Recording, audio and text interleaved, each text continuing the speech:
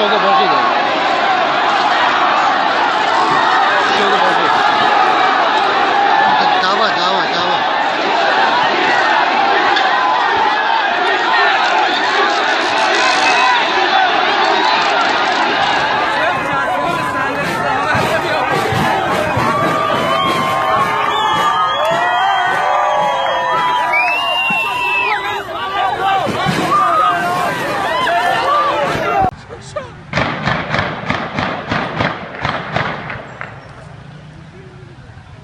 خرم‌آباد 10 دی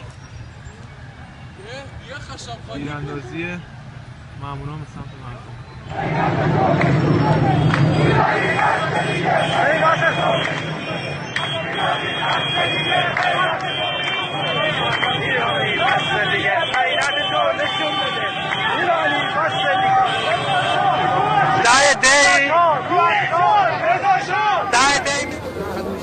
مسافرین گرامی آقا اعزام قطار به اتمام رسیده. آقا ایستگاه سریع ترک کنید.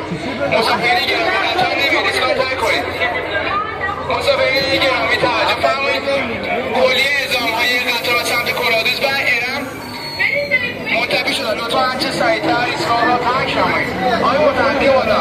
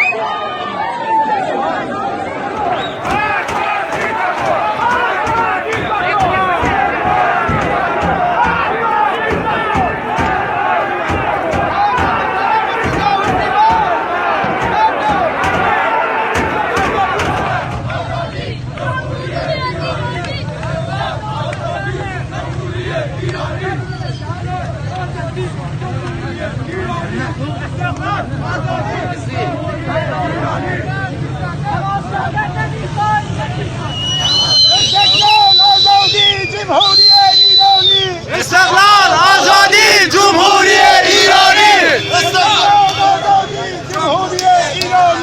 استقلال آزادی.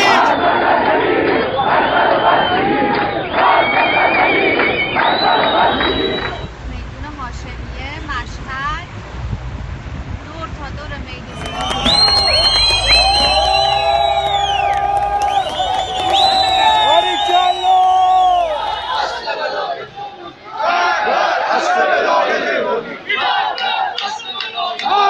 دیکتاتور